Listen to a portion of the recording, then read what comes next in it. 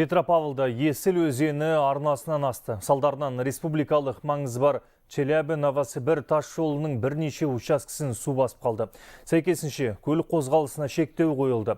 Мұнымен қоса 2000-нан астам саяжай учаскесіне су кірді. Самат Қайырденұлы сабақтасын.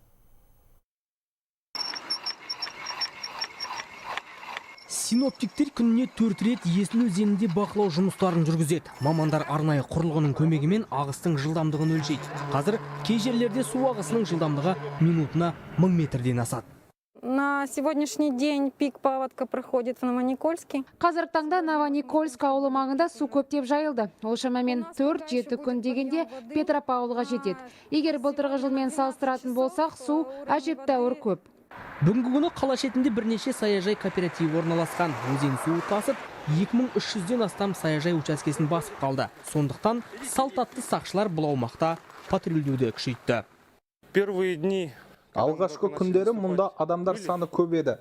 Қазір саябырсыды.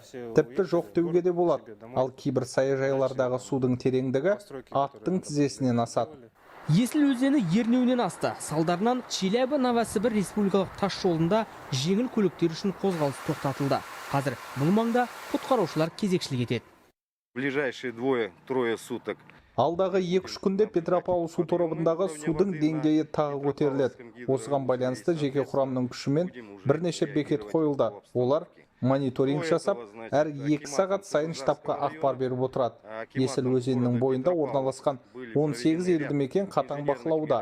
Ең бастысы, қазір бірде-бір үйге су кірген жоқ. Сақтықта қорлық жоқ. Алдын алу жұмыстары аясында құтқарушылар күні кеше 1-ші Заречный көшесінің шетіндегі үйден 130-дан астам малды қауіпсіз жерге көшірді. Самат Қайырденұлы, Руслан Алиев, Петропавл, Хабар 24.